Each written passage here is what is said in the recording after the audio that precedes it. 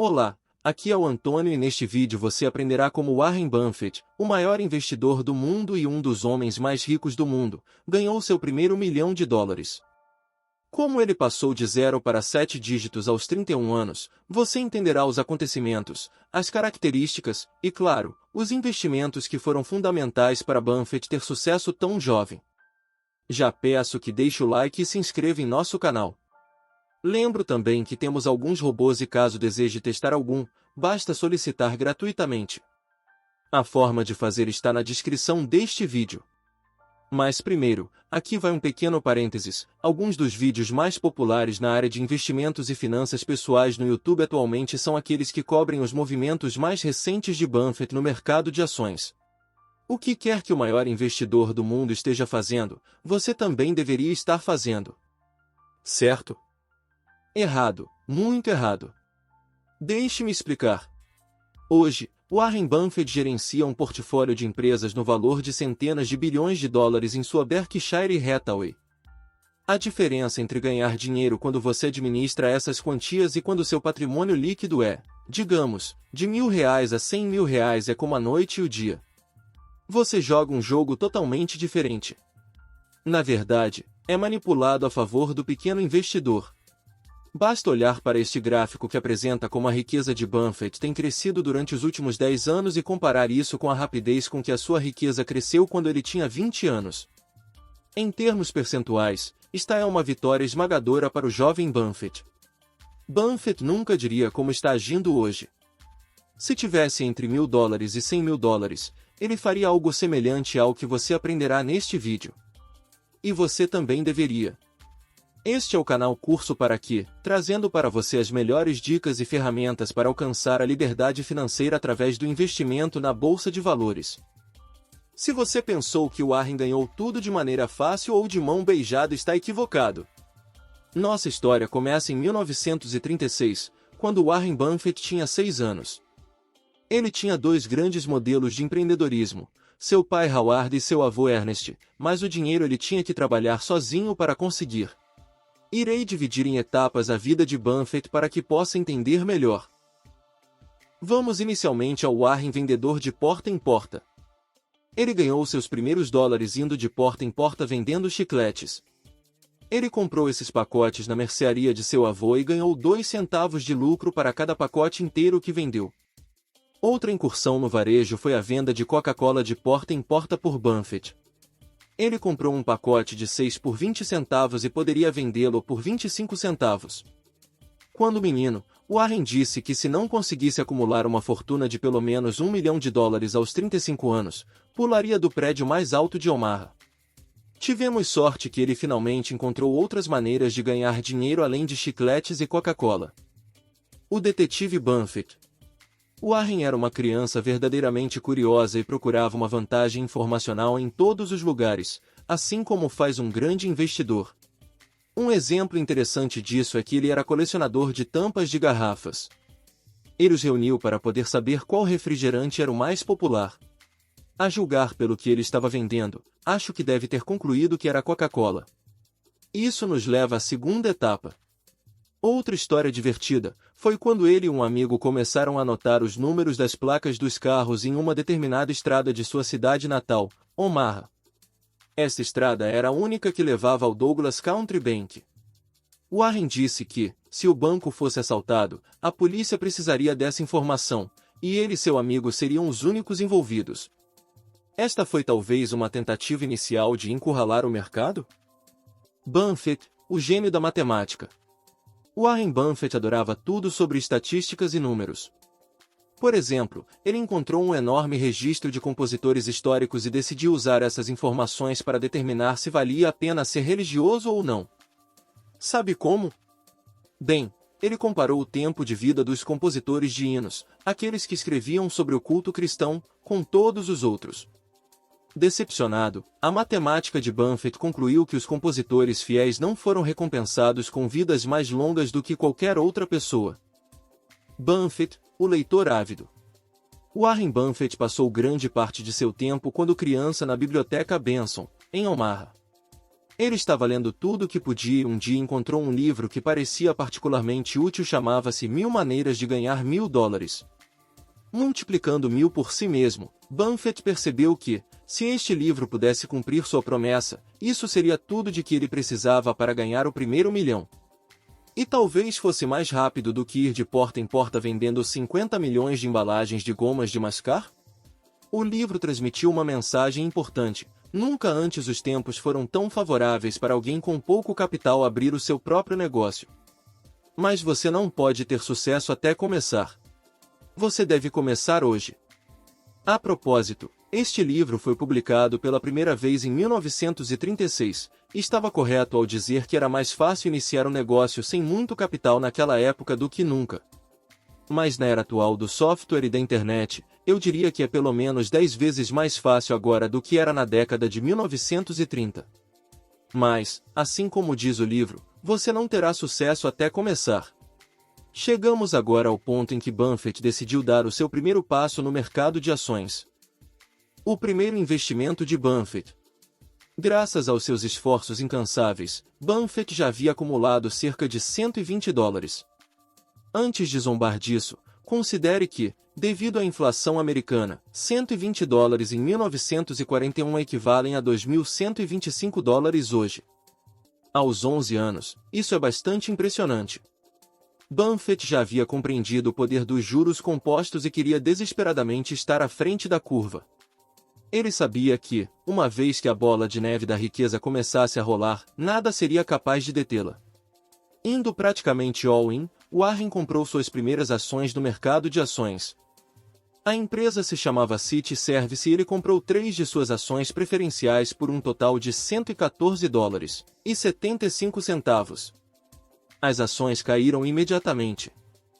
Warren não apenas investiu todo o seu suado dinheiro, mas também convenceu sua irmã mais velha, Doris, a investir com ele. Doris implicava com Buffett todos os dias na escola, lembrando-lhe que o valor de suas ações estava caindo. Buffett se sentiu péssimo. A certa altura, ele teve a oportunidade de sacar com um lucro de $5 para ambos e foi o que fez. Ufa! Ou talvez não. Não demorou muito para que o City Service Preferred subisse para $202 por peça. Warren Buffett aprendeu, pelo menos, 2 lições valiosas com esta experiência. Em primeiro lugar, não se fixe no preço que pagou. Em segundo lugar, não se apresse em obter um pequeno lucro. Considerando que Buffett levou cerca de 5 anos para acumular os primeiros $120, você entenderia por que ele ficou de luto quando percebeu que estava perdendo um lucro de $492. A motivação de Warren. Howard Buffett, pai de Warren, foi eleito congressista para representar seu estado em Washington e, assim, a família Buffett mudou-se para lá em 1943. Warren não gostou nada de lá e insistiu em ser enviado de volta a Omaha para morar com seu avô Ernest. Seu desejo foi concedido. Nos fins de semana dessa época, Buffett trabalhava no supermercado de seu avô. Buffett disse mais tarde sobre essa experiência: "Posso ter sido a pessoa com salários mais baixos que já trabalhou no ramo de alimentos. Não aprendi nada, exceto que não gostava de trabalho físico árduo." A propósito, o avô de Warren, Ernest, era hilário. Além de administrar uma mercearia, Ernest sonhava em um dia se tornar escritor. Ele havia escrito um livro que decidiu chamar de Como Administrar uma Mercearia e Algumas Coisas que Aprendi sobre Pesca. Felizmente, o pai de Warren, o corretor da bolsa e congressista, teve uma influência maior sobre Warren do que Ernest. Warren, o jornaleiro. O reencontro de Buffett com Omaha não durou muito, embora no final de 1943 ele tenha sido chamado de volta para sua família em Washington. Ele ainda não gostou. Mas ele gostava de ganhar dinheiro e por isso começou a entregar vários jornais. Mais uma vez, Buffett mostrou sua determinação em se antecipar. Ele também não estava mais ganhando centavos. No final de 1944, aos 14 anos, ele era orgulhoso proprietário de $1.000, ou $14.795 em dinheiro de hoje. Este ano, ele também apresentou sua primeira declaração de imposto de renda. Podemos ver que Warren estava ganhando impulso rapidamente, aumentando sua renda proveniente das rotas de jornais de $42 em julho de 1944 para $86 em novembro e dezembro do mesmo ano. Warren deduziu sua bicicleta e seu relógio de pulso, que ele sabia serem meio questionáveis. Ele pagou um total de $7 em impostos naquele ano. Aos 16 anos, ele ganhava $175 por mês com a distribuição de jornais. Para colocar esse número em perspectiva, o engenheiro médio em 1946 poderia esperar ganhar cerca de $392 mensais. Mesmo que eu não tenha dúvidas de que Warren era bastante eficiente na entrega de seus jornais, ele basicamente trabalhava em tempo integral enquanto estava no ensino médio. Warren, o fisiculturista? Claramente não se pode ter tudo na vida, e o que Buffett tinha na carteira, faltava no departamento feminino. Como muitos outros meninos antes e depois dele, ele decidiu que a resposta para esse período de seca deveria ser começar uma rotina de levantamento de peso. Inspirado por Bob Hoffman e sua revista Força e Saúde, Warren comprou um conjunto de halteres e uma barra para guardar no porão da família. Ele ficou desapontado e disse que não importava quanto ele malhasse, seus braços não ficavam muito maiores. Buffett, o proprietário agricultor. Dobrando seu dinheiro em um ano, agora com $2.000 aos 15 anos, Buffett tornou-se proprietário de uma fazenda de 40 acres em Nebraska por $1.200. Em outras palavras, ele investiu 60% de seu patrimônio líquido nessas coisas, uma jogada bastante ousada. Com quantias menores de dinheiro, você pode não diversificar tanto. Warren dividiu os lucros com o arrendatário que trabalhava lá. Lembrando-se dos dias no supermercado, Buffett pensou ter feito um ótimo negócio aqui. Ele não teve que fazer nenhum trabalho físico sozinho. Warren vendeu a fazenda em 1950 pelo dobro do preço que pagou por ela e, entretanto, recebeu lucros da terra durante 5 anos. Buffett, o empreendedor. Uma das ideias do livro 1000 Maneiras de Ganhar $1.000 chamou a atenção de Warren. Essa era a ideia de comprar uma balança e fazer com que as pessoas pagassem para se pesar. Não foi especificamente com as balanças que Buffett ficou impressionado, mas com o crescimento exponencial que poderia ocorrer se o dinheiro fosse reinvestido na compra de novas balanças.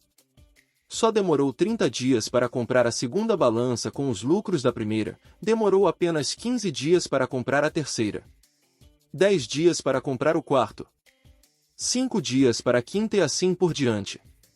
Buffett nunca comprou balança, talvez tenha decidido que seria muito difícil arrecadar o dinheiro, mas usou a ideia para formar sua primeira parceria comercial com seu amigo Don Dunley.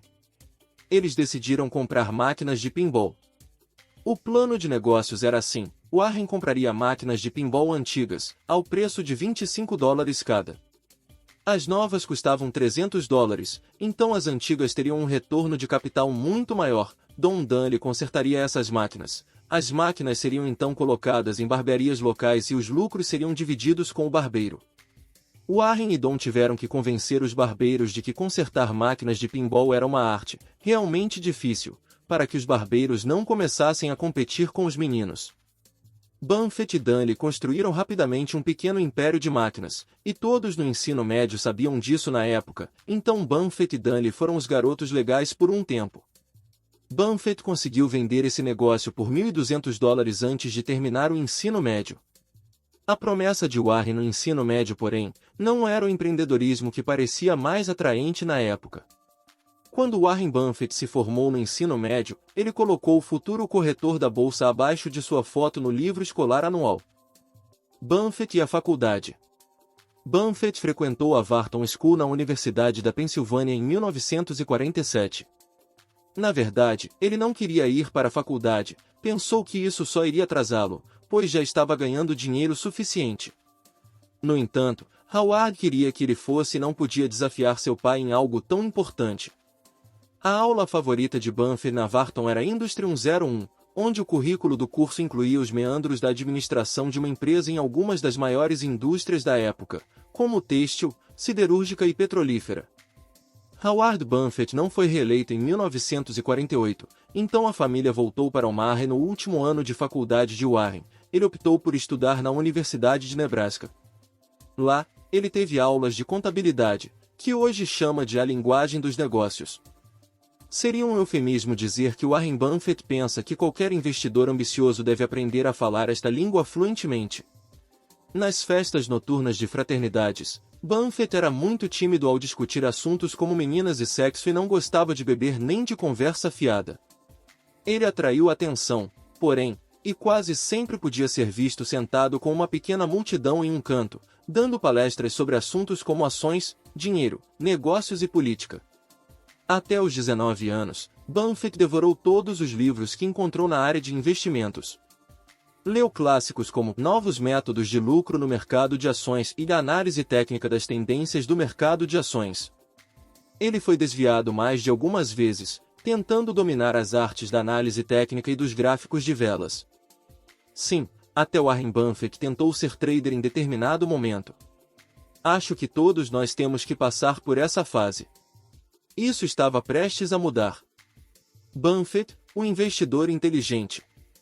Com um patrimônio líquido de cerca de $9.000, Warren era provavelmente o mais rico entre seus amigos, mas construiu esta fortuna principalmente através da venda de jornais e dos seus esforços empresariais, e não através do investimento no mercado de ações. Repito, isso estava prestes a mudar. Em 1949, Benjamin Graham lançou o livro O Investidor Inteligente. Graham era muito um investidor de valor de sucesso, praticamente o oposto de um trader técnico, e seu fundo, a Graham Newman Corporation, superou o Dow Jones de forma consistente desde sua inauguração em 1936. O investidor inteligente promoveu 3 grandes ideias sobre as ações mercado com o qual Buffett se conectou instantaneamente. Valor intrínseco. Uma ação é uma parte de um negócio, o que significa que tem um valor intrínseco, ou real, Mr. Market. O mercado de ações oscila de muito pessimista para muito otimista. Um verdadeiro investidor não se deixa influenciar pelos estados de espírito imprevisíveis do Mr. Market e apenas vê a subida e a descida dos preços como uma oportunidade e não como um transportador de informação. Margem de segurança. As decisões no mercado de ações devem ser sempre tomadas com margem de segurança incorporada. Isso significa que você deve insistir em comprar ações com um grande desconto em relação ao seu valor comercial intrínseco, ou real. Algo em Buffett simplesmente clicou nisso. Ele tinha visto a luz. Durante esse período, Warren fez algo que, a longo prazo, se tornou um dos seus maiores trunfos. Ele começou a estudar empresas individuais para construir uma biblioteca interna e mental de ações.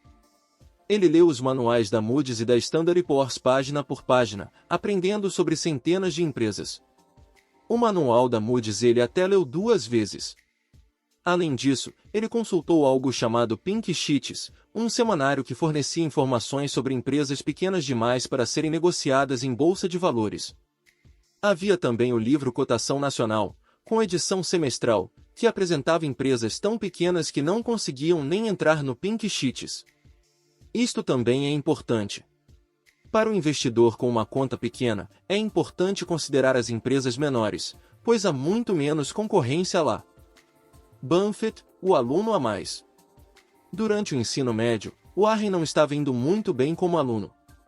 Ele não foi exatamente reprovado, mas também não correspondeu às expectativas de seu pai Howard. Howard até ameaçou Warren de que ele teria que desistir de distribuir jornais se não melhorasse suas notas em algum momento. Isso, é claro, teve o efeito que Howard desejava. Warren não iria desistir de sua maior fonte de renda. Depois de se formar na faculdade, Buffett voltou seus olhos para a Harvard Business School. Ele foi rejeitado, porém, por não ser considerado um futuro líder, ainda muito infantil para sua idade. Isto acabou por ser um dos infortúnios mais felizes da vida de Warren, pois ele agora sabia que o seu investidor favorito, Benjamin Graham, estava a lecionar na Columbia Business School. Buffett decidiu tentar a sorte inscrevendo-se lá. Mesmo que sua inscrição tenha chegado fora do prazo, ele foi aceito na escola, sem entrevista. Quando Buffett começou na Columbia em 1950, ele tinha $12.500 em seu nome, dos quais $500 eram uma bolsa de estudos e $2.000 vieram de seu pai Howard.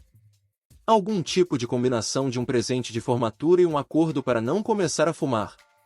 Antes de seu curso introdutório na Columbia, Finanças 111 e 112, Gestão de Investimentos e Análise de Títulos, Buffett já havia lido o material do curso, que era obra-prima de Benjamin Graham e David Dodd, Análise de Títulos.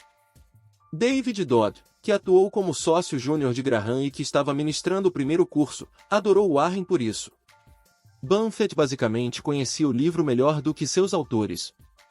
Benjamin Graham não era apenas professor na Columbia, ele também era sócio de um fundo, que alguns chamariam de primeiro fundo de hedge, Graham-Newman. Uma coisa que acho muito engraçada é que Graham costumava ensinar usando exemplos do mundo real em suas aulas na Columbia, e nisso ele estava divulgando algumas das melhores ideias de investimento de Graham-Newman. Os estudantes então corriam para comprar essas ações, de modo que elas ficavam muito caras e não valiam mais a pena adquiri-las. O outro sócio da empresa, Jerome Newman, ficou furioso com isso. Mas, aparentemente, Benjamin Graham pensava que já estavam ganhando dinheiro suficiente. Quem se importa? Mesmo assim, Graham-Newman venceu o Dow Jones por uma média de 2 a 5% ao ano ao longo dos seus 20 anos de existência, um recorde com o qual poucos conseguem competir. Finalmente, Buffett encontrou professores que lhe ensinavam algo interessante e útil.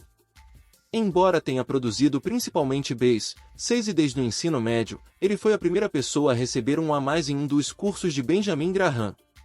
Buffett foi o melhor aluno que já fez o curso. Buffett, o rei dos seguros. Bem, talvez o aspirante a rei dos seguros. Durante seu tempo na Columbia, Warren Buffett descobriu que Benjamin Graham era o presidente de uma empresa chamada Governmental Employees Insurance Company. Não tenho certeza se foram as habilidades de Buffett como detetive que revelaram isso ou se Graham apenas contou tudo na aula. De qualquer forma, isso parece familiar? Isso porque esta é a empresa que mais tarde foi renomeada como Geico, e acabou se tornando o maior investimento de Warren Buffett de todos os tempos, em termos de retorno percentual. Em suas compras de 1976 a 1980, a Geico tornou-se uma empresa de 1.000 ensacadores para Buffett. Um passo importante na carreira de Buffett ocorreu numa manhã de sábado de janeiro de 1951, quando ele decidiu viajar de Columbia, em Nova York, para a sede da Geico em Washington. Ele queria saber mais sobre a empresa e sobre o próprio negócio de seguros. Buffett simplesmente foi ao escritório e bateu em sua porta. Lá conheceu Lorimer Davidson, assistente do presidente da empresa. Ao entender que Buffett era um garoto incomum, que havia se preparado bem para esta reunião, Davidson decidiu dar a Warren cerca de 4 horas de seu tempo, em vez dos 5 minutos inicialmente planejados. Buffett continuou fazendo perguntas e logo aprendeu o que é importante no setor de seguros, por que a Geico estava ganhando participação de mercado e quais concorrentes a empresa tinha. Warren decidiu apostar alto. No final de 1951, Buffett tinha 65% de seu patrimônio líquido na Geico. A ação subiu rapidamente 50% em 1952, então Warren decidiu vender e mudar para outra seguradora, a Western Insurance Securities, uma empresa que estava negociando com um P/L pouco acima de 1. Buffett observa, a relação AP é que para alguns a razão chamou minha atenção.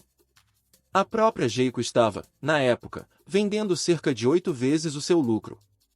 Mas sim, Buffett voltaria para lá mais tarde. Buffett e Suzy. Buffett tinha algumas dificuldades no departamento feminino até aquele momento de sua vida. Ele ficou triste ao ver que as meninas não queriam ouvir falar de Benjamin Graham ou de conceitos como Mr. Market e margem de segurança.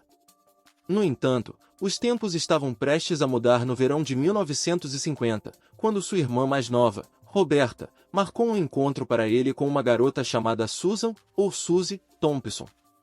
O problema é que Suzy já estava meio apaixonada por um cara chamado Milton Brown. Felizmente para Buffett, o pai de Suzy, Bill Thompson, não aprovou esse tal de Milton. Warren, por outro lado, começou a namorar o pai de Suzy quase tanto quanto a própria menina, e essa se revelou a estratégia vencedora. Em setembro de 1951, Buffett e Suzy tornaram-se um casal e Buffett avalia que isso se deveu em parte à influência de Bill Thompson. Eram 2 contra 1, disse ele mais tarde sobre a situação. Em abril de 1952, Warren e Suzy se casaram e Buffett supostamente gastou 6% de seu patrimônio líquido em uma aliança de casamento. Buffett disse que este foi o melhor investimento de sua vida. Então, aparentemente, há momentos em que vale a pena não ser tão frugal. Na viagem de carro pelo país que foi sua lua de mel, Buffett encheu o carro com leituras, inclusive de suas amantes, os manuais da Moody's. Em 1958, Buffett e Suzy compraram a primeira casa juntos. Até então eles moravam de aluguel e moravam com os pais. Eles pagaram $31.500 pela casa e Buffett imediatamente começou a se referir a ela como a loucura de Buffett. Ele sabia que poderia obter retornos muito melhores no mercado de ações do que poderia esperar da valorização dos preços da habitação. Considere que Buffett achou que esta era uma jogada estúpida, embora a casa representasse apenas cerca de 10% do seu patrimônio líquido naquele momento, e não 500% como acontece hoje com a maioria dos compradores de primeira casa. Buffett, o corretor da bolsa. Depois de se formar na Columbia Business School em 1951, Buffett queria trabalhar para seu professor investidor favorito, Benjamin Graham. Ele até se ofereceu para aceitar o emprego sem salário. No entanto, durante este tempo, ainda havia algum preconceito contra os judeus, talvez especialmente em Wall Street. Por isso Graham, que vinha de uma família judia, decidiu que estava apenas a contratar judeus. Por conta disso, em 1951, Buffett retornou a Omaha para trabalhar na corretora de seu pai. Ele não se sentia muito bem neste trabalho. Como corretor, você deve vender. Buffett se sentia como um homem vendendo receitas. Ele não ganhava com base na qualidade de suas gorjetas, mas com base na rotatividade. Em outras palavras, ele não estava procurando curar seus pacientes, apenas vender-lhes o máximo de comprimidos possível. Ele também achava que não recebia o respeito que merecia de seus clientes. E para ser honesto, quem poderia culpá-los? Nem todo jovem de 21 anos que trabalha na corretora do pai é uma criança maravilhosa. Buffett, falar em público. Em janeiro de 1952, Buffett concluiu um curso de oratória da Dale Carnegie. Ele ainda guarda um certificado disso na parede de seu escritório em Omaha e já disse sobre o curso: "Esse é o diploma mais importante que tenho." Muito antes do curso, Buffett já havia lido o livro Como Fazer Amigos e Influenciar Pessoas, de Dale Carnegie, e sabia que, se quisesse chegar a algum lugar neste mundo, precisaria aprender a lidar com as pessoas. E como falar bem diante de um público. Para praticar suas habilidades, ele começou a ministrar um curso noturno sobre investimentos e finanças pessoais na Universidade de Nebraska. Ele gostava de imitar seu ídolo Benjamin Graham. Acho que Buffett lecionou até 1958, embora tenha frequentado 3 universidades diferentes durante esse período. Em 1956 ele dava uma aula chamada Análise de Investimentos somente para homens. Eu entendo de onde Buffett veio, mas fico feliz em saber que mais tarde ele decidiu se expandir para ministrar também um curso chamado Investindo para Mulheres. De 1951 a 1954, Buffett enviou dicas de ações para Graham Newman e ocasionalmente passou por seu escritório. Demorou 3 anos até que Graham mudasse de ideia sobre o emprego de Buffett. Mas, finalmente, Warren se tornou o primeiro funcionário da Graham Newman com origem não judia. Buffett e o emprego dos seus sonhos.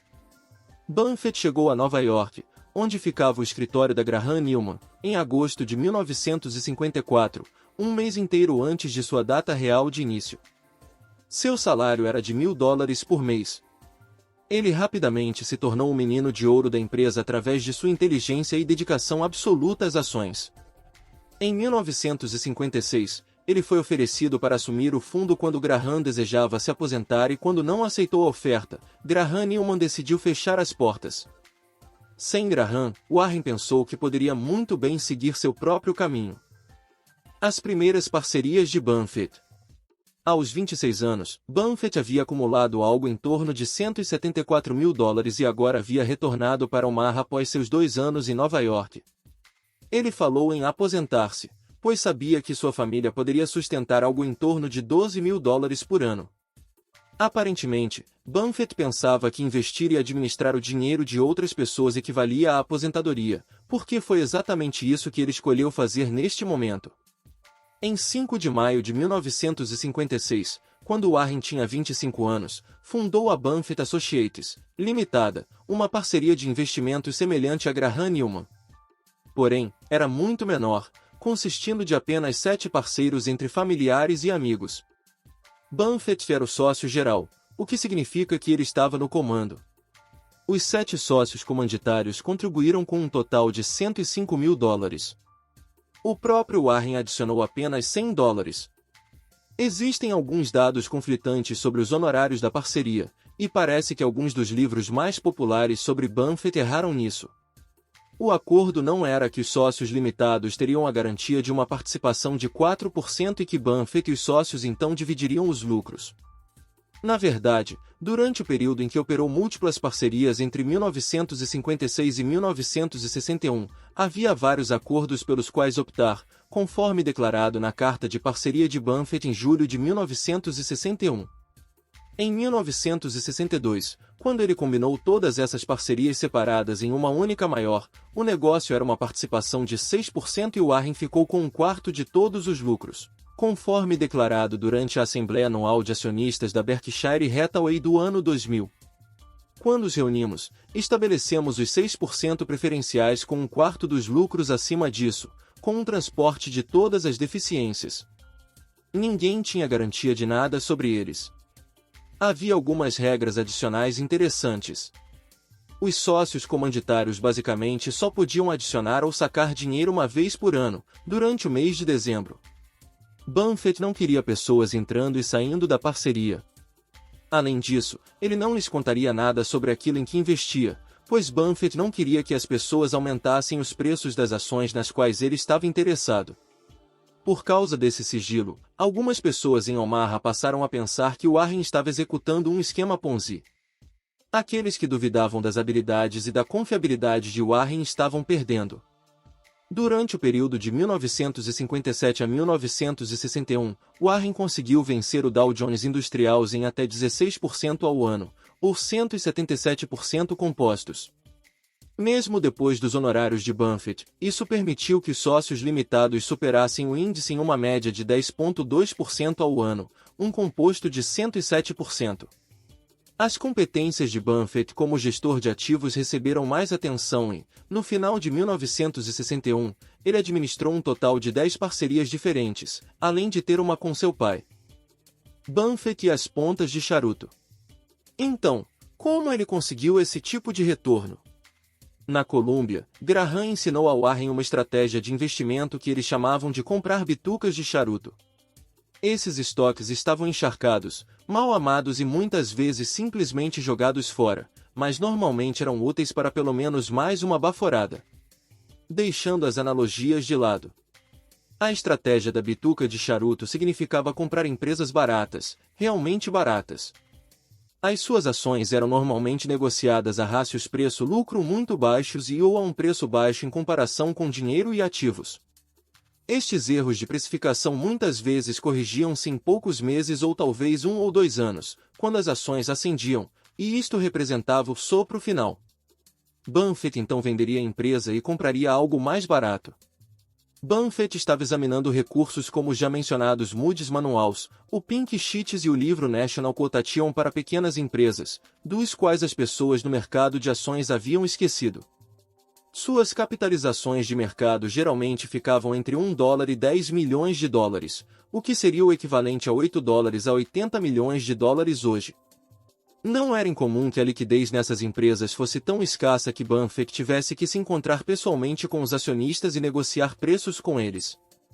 2 exemplos importantes de bitucas de charuto que Warren Buffett comprou no início de sua carreira foram Mapa Sanborn e a Dempster Mill. Sanborn Map era uma empresa que fornecia informações detalhadas de diferentes estruturas em cidades de todos os Estados Unidos, mostrando, entre outras coisas, o diâmetro das adutoras subjacentes às ruas, a localização dos hidrantes e a composição dos telhados, informações que era do interesse de uma seguradora contra incêndio. Buffett investiu 35% do dinheiro de sua sociedade durante o período de 1958 a 1960. Em 1958, era possível comprar uma ação da empresa por $45, enquanto ela detinha $65 em títulos de primeira linha em seu balanço.